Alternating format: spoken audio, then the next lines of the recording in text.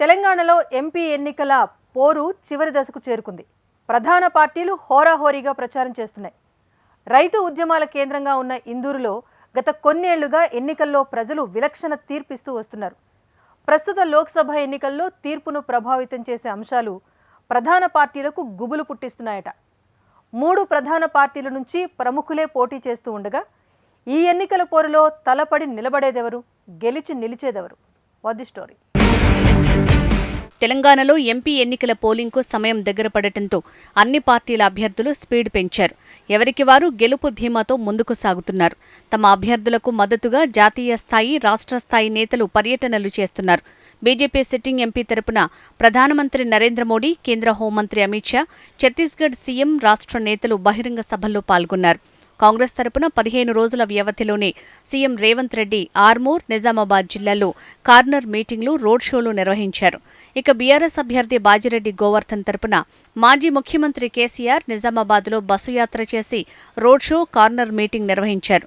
ప్రధాన పార్టీల తరపున ఆయా నేతలు ఎన్నికల ప్రచారంలో జోష్ నింపారు. నిజామాబాద్ నియోజకవర్గంలో బీజేపీ, కాంగ్రెస్, బీఆర్ఎస్ అభ్యర్థుల మధ్య హోరాహోరీ పోరు సాగుతుండగా ప్రధానంగా రైతులు, గల్ఫ్, బీడీ కార్మికులను లక్ష్యంగా చేసుకుని అభ్యర్థులు ప్రచారం సాగిస్తున్నారు. నిజామాబాద్ పార్లమెంటు పరిధిలో గల్ఫ్ వలస కార్మిక కుటుంబాల ఓట్లు 22% ఉండటంతో ఆయా కార్మికుల కుటుంబాల ఓట్ల కోసం 2 జాతీయ పార్టీలు గట్టి ప్రయత్నాలు చేస్తున్నాయి. గల్ఫ్ సంక్షేమ బోర్డు డిమాండ్ ఎప్పటి నుంచో ఉండగా తగిన కార్యాచరణ సిద్ధం చేస్తున్నట్లు చెప్తున్నారు. గల్ఫ్ దేశాలకు వలస వెళ్లిన కార్మికులకు గౌరవం దక్కుతోందంటే ప్రధాని నరేంద్ర మోడీ మాత్రమే కారణమని బీజేపీ సిట్టింగ్ ఎంపీ అరవింద్ ప్రచారం చేస్తున్నారు. పసుపు బోర్డు సాధించినట్లుగానే జాక్రన్పల్లి ఎయిర్పోర్ట్, నిజాం షుగర్ ఫ్యాక్టరీల ప్రారంభం వంటి కీలక అంశాలను ఎంపీ అరవింద్ ప్రస్తావిస్తున్నారు. ఇందూరు పార్లమెంటు పరిధిలో మున్నూరు కాపు, ముస్లిం, పద్మశాలి ఓట్లు గణనీయంగా ఉన్నాయి. తర్వాత ముదిరాజ్, రెడ్డి, యాదవ్, గౌడ్ల ఓట్లు చెప్పుకోదగ్గ స్థాయిలో ఉన్నాయి. దీంతో ప్రధాన పార్టీల అభ్యర్థులు కుల సంఘాలతో ప్రత్యేకంగా సమావేశాలు ఏర్పాటు చేసుకుని ఓట్లు రాబట్టే కార్యక్రమాల్లో మునిగిపోయారు. పార్లమెంటు పరిధిలోని అన్ని అసెంబ్లీ సెగ్మెంట్లలో మహిళా ఓట్లే ఎక్కువగా ఉన్నాయి. 2019 ఎన్నికల్లో బీజేపీ అభ్యర్థి ధర్మపురి అరవింద్కు 4,80,584 ఓట్లు పడగా 45% ఓటింగ్ సాధించారు. టీఆర్ఎస్ అభ్యర్థి కల్వకుంట్ల కవిత 4,09,709 ఓట్లతో 39%, కాంగ్రెస్ అభ్యర్థి మధుయాష్కి 69,240 ఓట్లతో 7% ఓట్లు సాధించారు.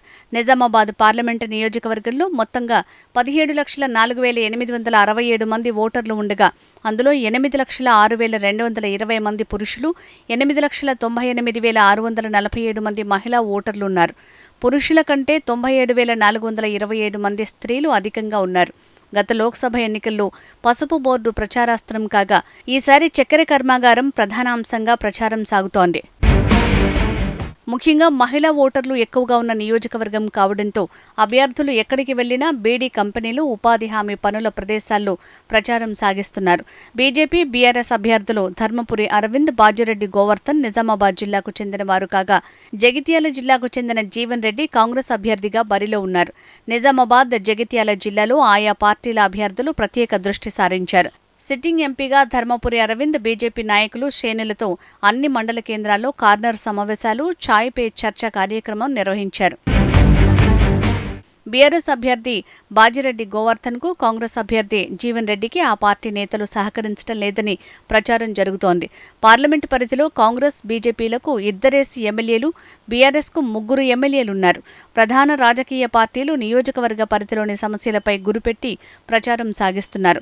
బీజేపీ ప్రధానంగా బోధన్, ముత్యంపేట, చక్కెర కర్మాగారాల పునఃప్రారంభం, పసుపు బోర్డు, రైతుల సమస్యలు, నియోజకవర్గ అభివృద్ధి, గల్ఫ్ బోర్డు, బీడీ కార్మికులకు పింఛన్లను ప్రచారాస్త్రాలుగా మలుచుకుంది. కాంగ్రెస్, బీఆర్ఎస్ స్థానిక సమస్యలను ప్రస్తావిస్తూనే ప్రభుత్వ వైఫల్యాలపై గురిపెట్టింది. ఎన్నికల తేదీ సమయం దగ్గర పడుతుండటంతో ఎండవేడిమిని కూడా లెక్క చేయకుండా ప్రచారంలో మునిగిపోయారు. ఇందూరు ఎంపీ ఎన్నికల్లో త్రిముఖ పోటీ ఉంటుందని భావిస్తున్నప్పటికీ 2 జాతీయ పార్టీల మధ్య హోరాహోరీ పోరు ఉంటుందని రాజకీయ విశ్లేషకులు అభిప్రాయపడుతున్నారు. పసుపు బోర్డు ఏర్పాటు చేస్తున్నట్లు గత శాసనసభ ఎన్నికల ముందు ప్రధాని మోడీ ప్రకటన చేసిన తర్వాత కేంద్రం గెజెట్ విడుదల చేసింది. ఆ బోర్డు వల్లనే పసుపు ధర సైతం 20,000కు తీసుకొచ్చినట్టు అరవింద్ ప్రచారంలో చెబుతున్నారు. ఈ ప్రాంతానికి పసుపు శుద్ధి కర్మాగారాలు, ప్రాసెసింగ్, ప్యాకింగ్ యూనిట్లు వస్తాయని అరవింద్ హామీలు ఇస్తున్నారు.